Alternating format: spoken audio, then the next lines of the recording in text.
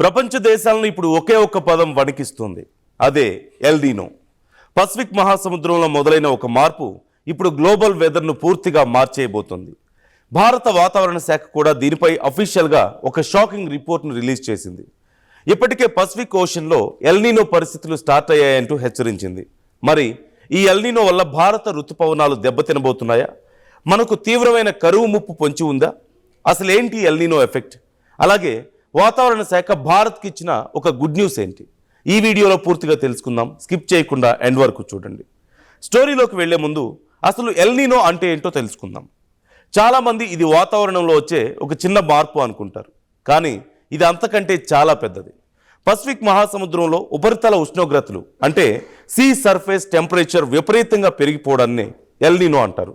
ఇలా ఎల్నినో వచ్చినప్పుడు దీని ప్రభావానికి గురయ్యే దేశాల్లో తీవ్రమైన కరువు లేదా వరదలు సంభవిస్తాయి.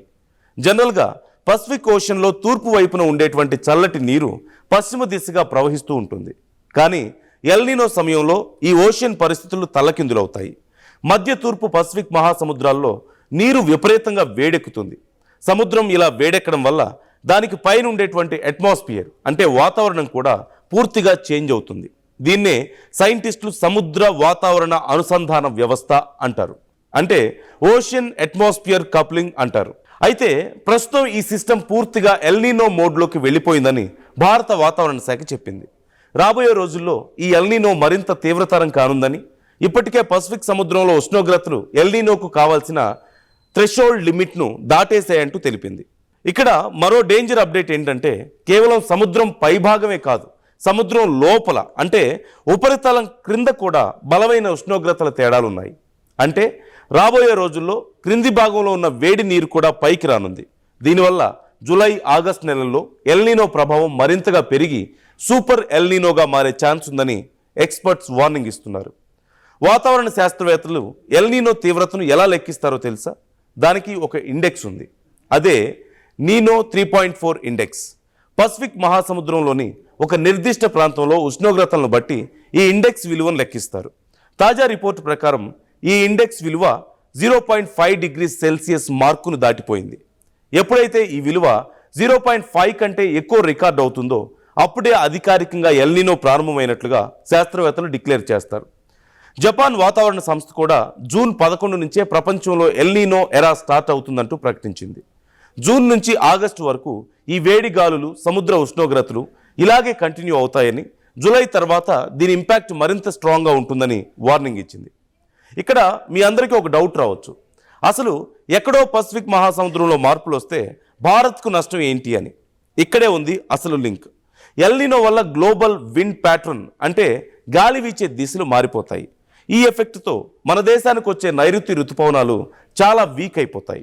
ఋతుపవనాలు సరైన టైంలో రావు. ఒకవేళ వచ్చినా వర్షాలు పడని పరిస్థితులు ఏర్పడతాయి. ఇలా వర్షాలు లేక దేశవ్యాప్తంగా ఎండలు పెరిగిపోతాయి. మన దేశంలోని వ్యవసాయం ఎక్కువగా ఋతుపవనాలపైనే ఆధారపడి ఉంది.